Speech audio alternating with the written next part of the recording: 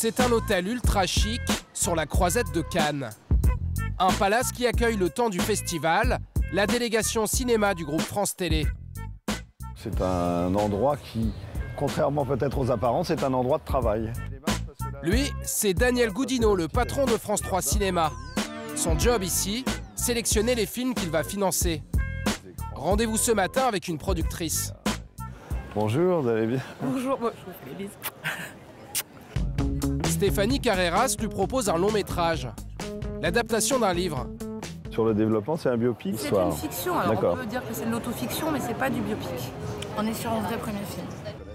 30 minutes d'entretien pour convaincre France 3 de miser sur son projet. Les chaînes de télé sont exigeantes? Bien sûr, c'est sélectif. Évidemment, c'est très difficile. C'est la loi du marché. Oui, parce qu'on reçoit à peu près 350 scénarios et on coproduit à peu près 28 films. Donc ça veut dire quand même que 9 fois et demi sur 10, on dit non. France 3 investit chaque année 20 millions d'euros dans le cinéma français. Une manne indispensable pour monter certains de vos films préférés. Je pense que si on n'avait pas été là, Séraphine aurait eu du mal à exister. Des hommes et des dieux, personne n'en voulait vraiment. Je pense que si on n'avait pas été là, le film aurait eu du mal à se monter. The Artist, pareil. Enfin, il y a un certain nombre de films qui sont des films qui ne sont pas, je dirais, dans le marché, entre guillemets, que le service public peut porter. C'est la spécificité du cinéma français. L'État oblige les télés à participer à son financement. Résultat, un film est produit presque au tiers par les diffuseurs. Canal+ a mis 135 millions d'euros dans le cinéma en 2014, France Télévisions 50 millions et TF1 28 millions. Un système qui agace certains critiques de cinéma. C'est drôle ce qu'il disait Besnéard quand même, non? Carlos Gomez couvre le festival pour l'hebdomadaire Gala. Il dénonce un cinéma formaté pour la ménagère de moins de 50 ans.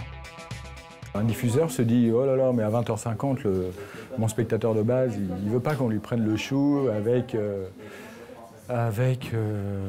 des problèmes de société, pas de drame, rien qui dépasse, quoi. Faites-nous des comédies. » Les comédies, le genre préféré des télés privées et des producteurs.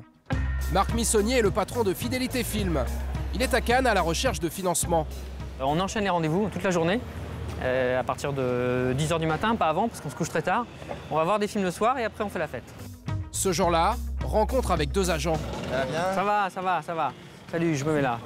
Un producteur qui s'accommode très bien des exigences des diffuseurs. À partir du moment où les chaînes de télévision achètent une diffusion et coproduisent un film, c'est normal qu'elles aient un droit de regard. C'est normal, c'est logique. Et le droit de regard, elles peuvent l'avoir sur tous les éléments qui composent l'attractivité artistique et commerciale d'un film, le scénario, le réalisateur, le casting. Autrement dit, les diffuseurs peuvent imposer au cinéma les acteurs qui plaisent à leurs téléspectateurs.